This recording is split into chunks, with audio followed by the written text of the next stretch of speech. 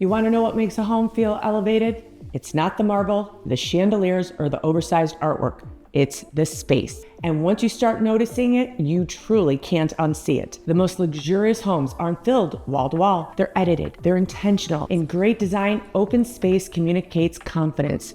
We don't feel the need to cover every wall or decorate every corner. It signals that the home already stands out beautifully on its own.